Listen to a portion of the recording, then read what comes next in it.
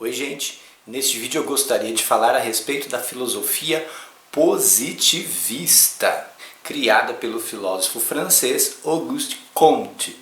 Simplesmente Augusto Comte serve também, não tem problema nenhum. Positivista tem alguma coisa a ver com a pessoa que é otimista, que é positiva? Não tem nada a ver com isso. Já vamos entender um pouquinho a respeito do que se trata a filosofia positivista, que foi muito importante para aquilo que a gente entende como ciência hoje. Auguste Comte nasceu na França em 1798 e faleceu também na França em 1857. Ele era filho de uma família que naquela época a gente diria tradicional, que era uma família pró-monarquia e também católica, né? Ele se envereda ali pelos estudos e acaba então se rebelando contra a família e acaba também não dando certo nas instituições nas quais ele estava estudando devido aos seus ideais. Ele vai trabalhar então com um pensador da época, o Saint-Simon, tem gente que fala Saint-Simon.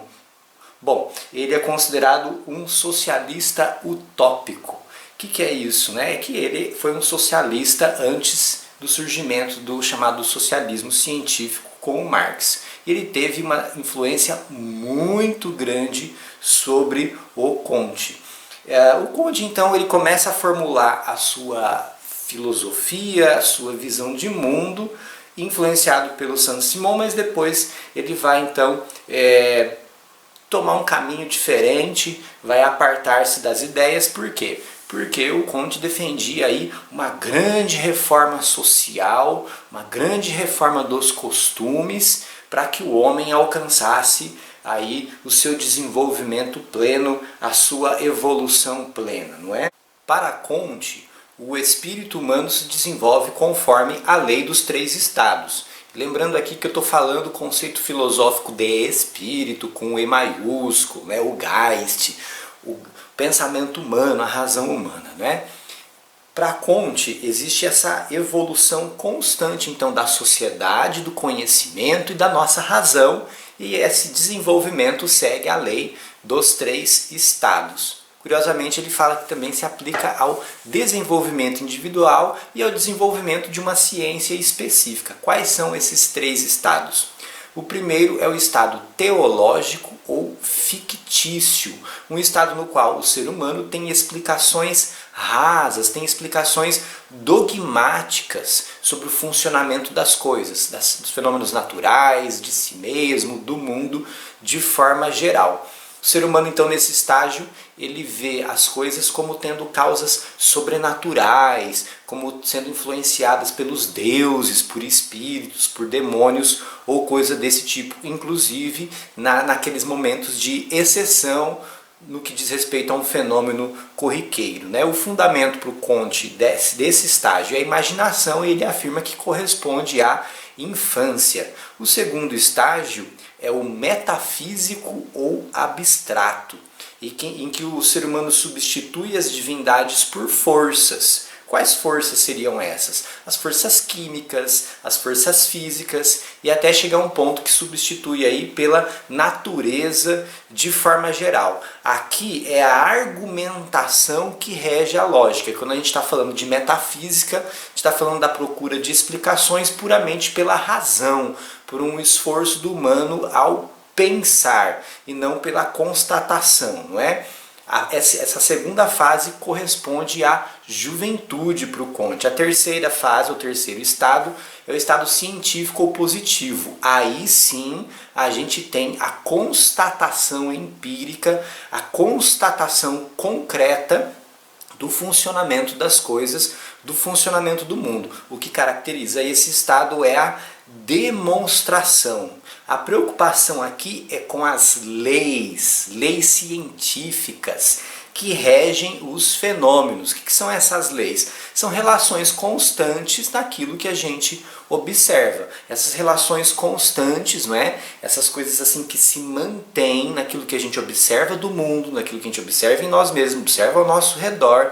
Isso pode ser transformado em leis científicas. Essas leis devem ser imutáveis e universalizáveis. Aqui imutável não quer dizer que ela não evolua, não quer dizer que ela não mude, que não possa ser repensada.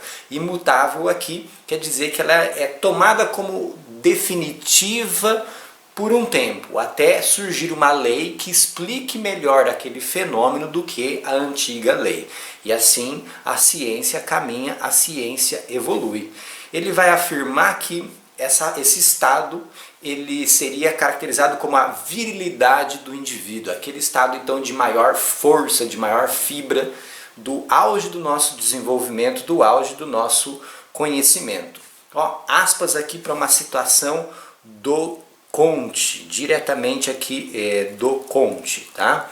O caráter fundamental da filosofia positiva é tomar todos os fenômenos como sujeitos a leis naturais invariáveis, cuja descoberta precisa e cuja redução ao menor número possível constituem o objetivo de todos os nossos esforços, considerando como absolutamente inacessível e vazia de sentido para nós a investigação das chamadas causas, sejam primeiras, sejam finais.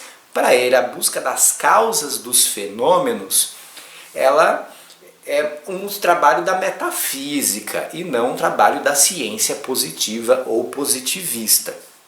Esse fundamento, ele está na base de tudo que a gente conhece como ciência, tá?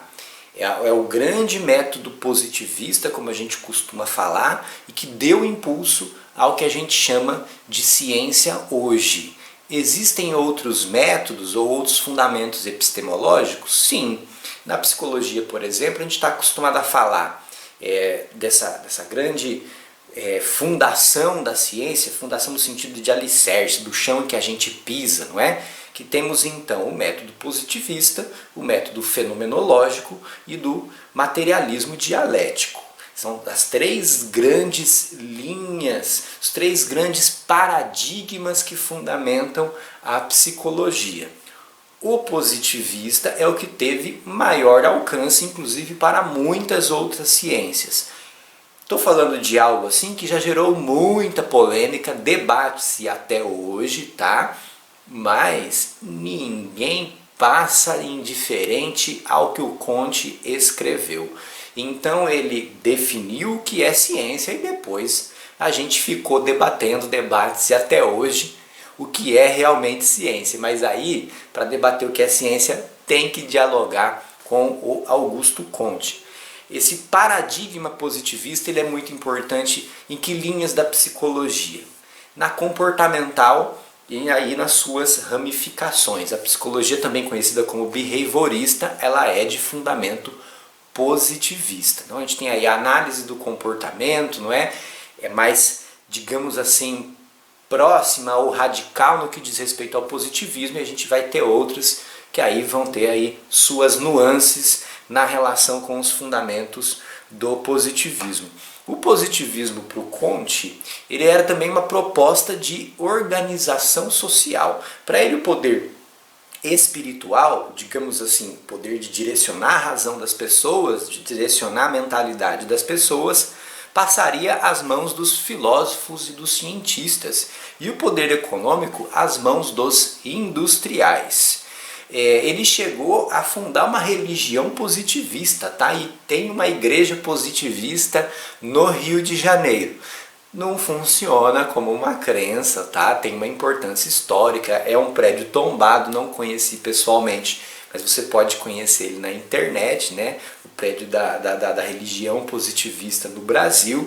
Então tem uma importância histórica, né? Ali não se tratava aí de venerar ou de adorar algum deus. Falava-se então que o objeto de veneração da religião positivista eram os grandes nomes da filosofia, os grandes nomes do pensamento, né? A ideia era ali então uma ideia bem iluminista mesmo, de substituir as crenças, de se substituir explicações místicas religiosas do mundo pelo fundamento científico, no caso aí, pelo bom fundamento positivista, não é? As ciências, segundo o Comte, seriam classificadas conforme sua complexidade, conforme seu desenvolvimento aí dos 3 estados, não é? E ele fala só de algumas, das matemáticas, da astronomia, da física, da química e da biologia. E ele fala da necessidade de uma física do social, que seria a sociologia. Então ele de quebra aí, ó,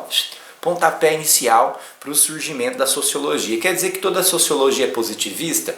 Não, por favor. Mas foi ele aí que foi o primeiro a pensar na necessidade de uma ciência que estude a sociedade, tá bom? Ele tem uma crítica à psicologia, que é muito importante também, que ele fala da psicologia enquanto aquela psicologia filosófica, e aí também isso acaba caindo no colo do William Wundt, né, que é considerado o pai da psicologia enquanto ciência.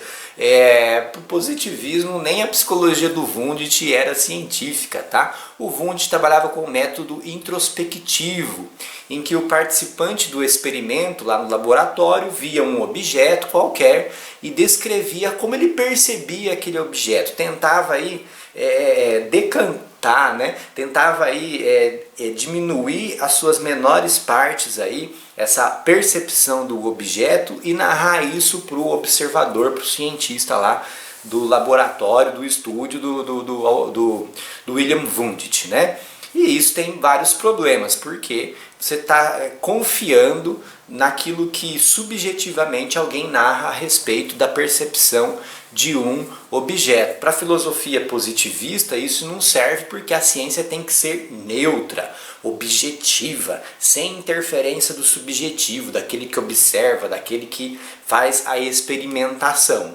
E o Conte vai dizer então que a psicologia daquela forma ela seria impossível, porque a gente está tentando observar fenômenos que passam com nós mesmos. Algo que está acontecendo comigo, eu mesmo estou tentando observar. E a gente está falando de questões, de fenômenos mentais, que eles não são observáveis empiricamente. Aí por isso que depois a psicologia comportamental, primeiro com o John Watson, lá nos Estados Unidos, vai propor então que o que a psicologia tem que observar é o quê? É o comportamento, porque o comportamento é mensurável, porque o comportamento é objetivo, porque o comportamento é concreto. Essas características são indispensáveis para uma boa ciência, segundo o positivismo. Até hoje a ciência é vista dessa forma? Como eu disse, não. A gente tem diversos paradigmas para a ciência e, além disso, nem o positivismo mais é encarado dessa forma.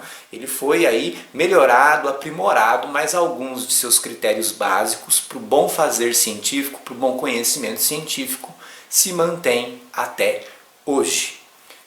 Muito bem, esse é o empurrãozinho para conhecer o positivismo do Conte. Lembre-se sempre que o vídeo não é suficiente, tem que ler também. Qualquer coisa me mandem dúvidas, curte, compartilhe o vídeo e até uma próxima. Valeu!